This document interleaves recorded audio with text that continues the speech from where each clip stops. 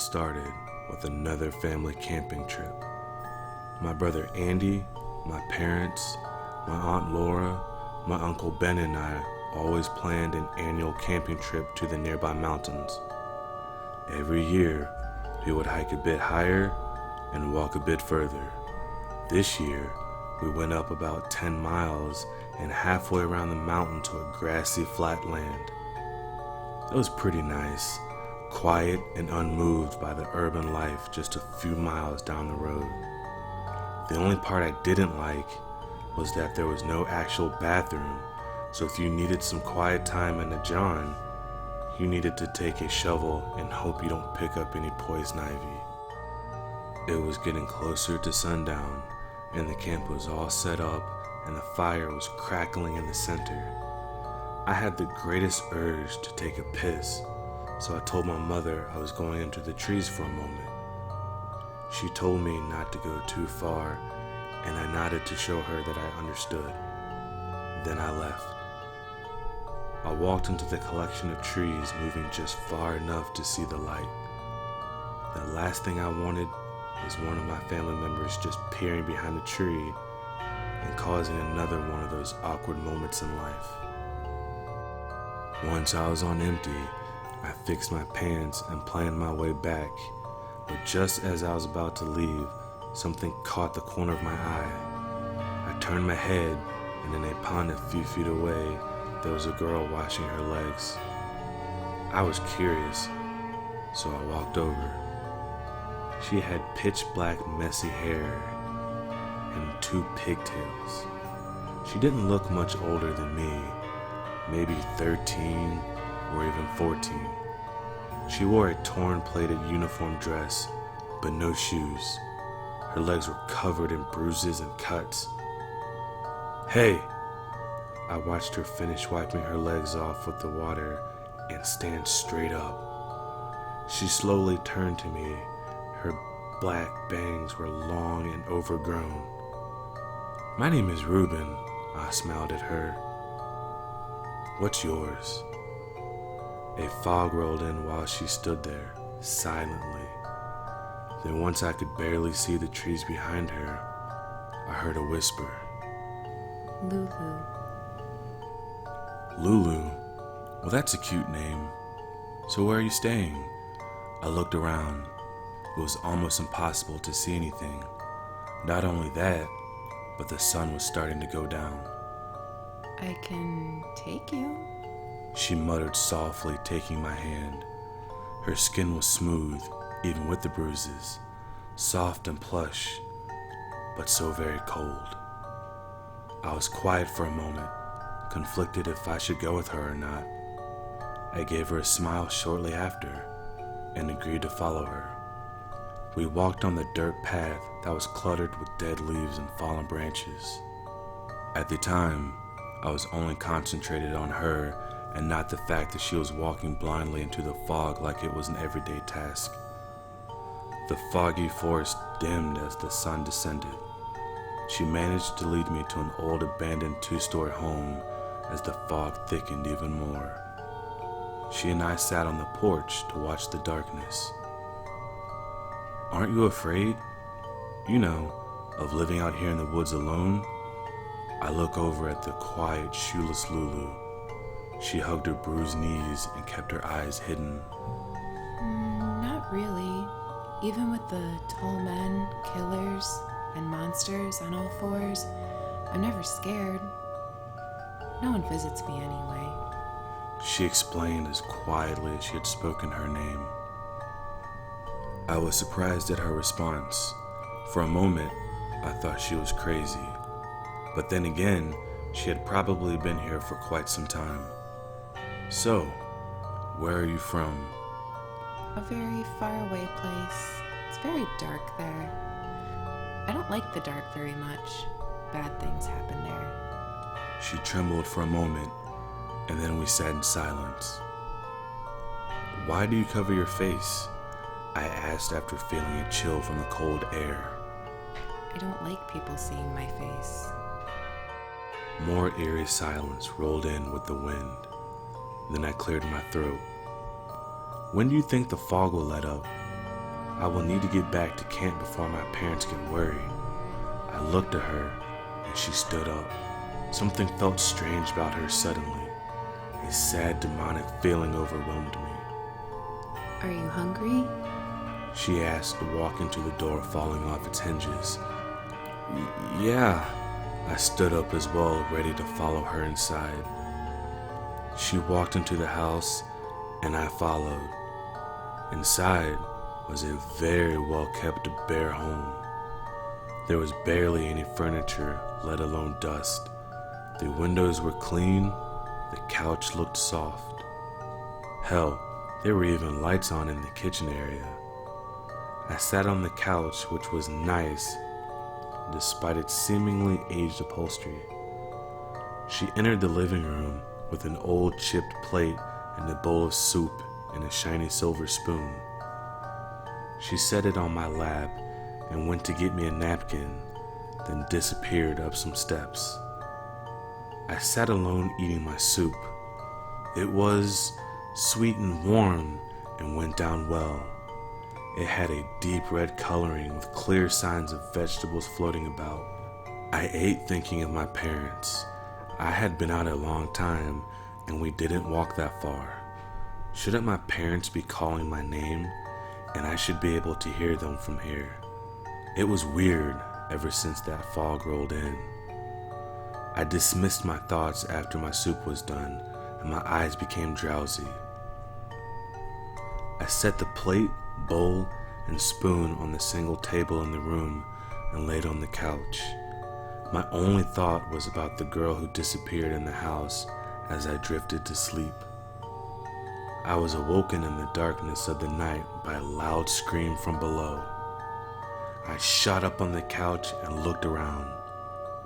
There was nothing but the creaking boards and howling house. I listened for a few moments to the eerie silence of the house. I looked over at the table when I returned to my position and noticed the dishes were gone. Lulu must have taken them. I closed my eyes, surrendering to the sleepiness. As I drifted back into my dreamscape, a loud thud came from below and I shot up again. This time, I stood certain this was not my imagination. What if Lulu was in danger? She seemed too frail to fight off anything that could have wandered in. I needed to make sure she was okay. The last thing I would want was seeing her seriously hurt when I could have helped her. I then carefully maneuvered my way around the dimly lit home. I ran into a bathroom, a bedroom, a closet, and then a basement door. I touched the knob of the door, and this eerie chill slowly ran its way down my spine. I was reluctant to open it, but thinking of Lulu, I forced myself to turn the knob and open the door. Behind the door, there was a darkened stairwell. A strong, cold, foul wind came up the stairs. I coughed a few times from the unsuspecting smell, then took a few steps down. As I descended to the basement, the foul smell got stronger. My stomach began to churn and my eyes watered. At the bottom, I found a switch and flipped it. The basement was now fully illuminated, or at least this part was. At the corner of the room, there was another door covered in a deep brown rust-like color. "Lulu!" I called out, looking around. There was no answer. I was starting to get worried. Where could she be? "Lulu!" I screamed louder, more anxious than before. I hurried over to the door in the corner of the room. I grabbed the handle and swung it open. "Lou!" I stopped. What I had seen in that room made me lose everything I had eaten. There was an entire room of bodies, rotten, decaying bodies just laying there. I saw men, women, and a few people my age sprawled out about the floor, some even hanging. The one thing they all had in common was their faces. None of them had eyes. There were only empty sockets staring through me. I couldn't handle it. I backed away from the door and bumped into something. I slowly turned, and there stood Lulu, dress, arms and legs all covered in blood. I was horrified. I thought she was so sweet.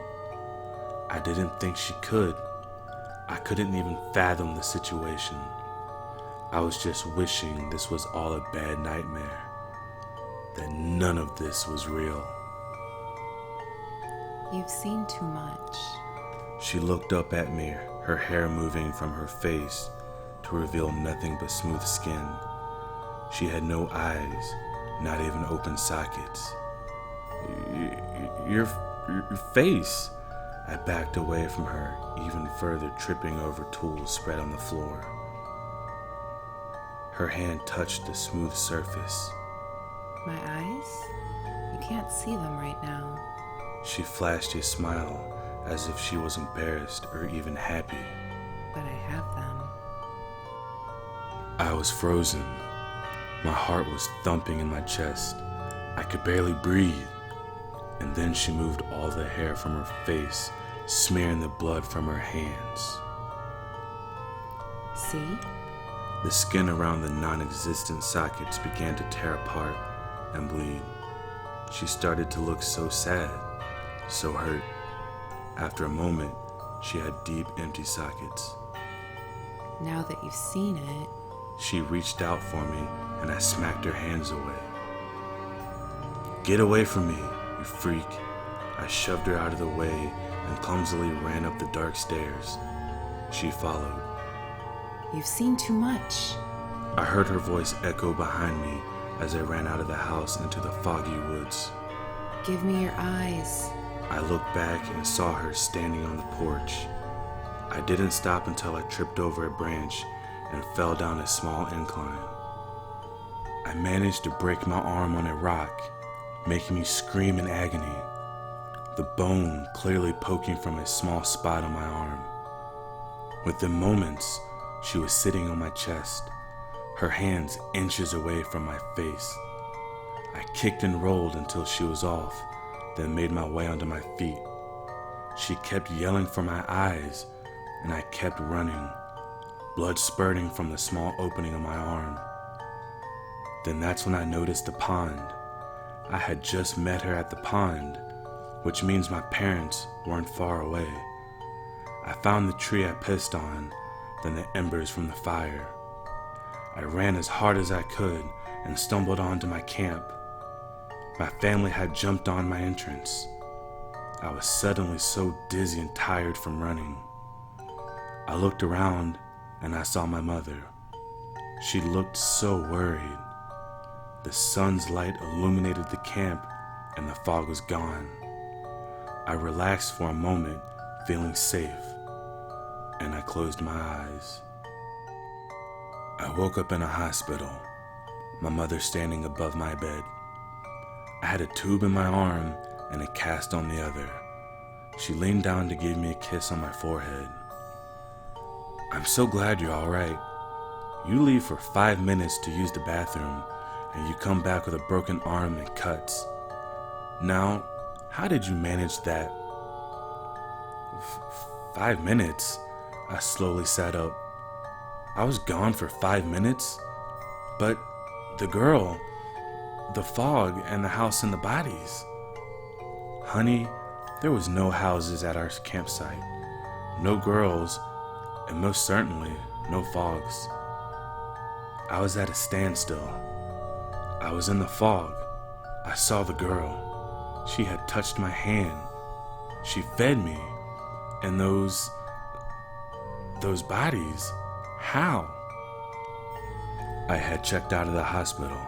By that time it was 11 o'clock, and I made my way home with my parents. A fog had rolled in, but that was normal for the nighttime around here. I had set my alarm clock when I got to my bed, and I laid in it. I yawned and closed my eyes. I started fading out. The house was quiet. The image of the girl was clear in my mind. I took a deep breath as I heard her sob. Give me your eyes. News headlines: 7th gruesome suicide. Boy takes his own life by removing his own eyes and bleeding to death. Parents found him early this morning lying on his bed deceased. His eyes, however, have not been found.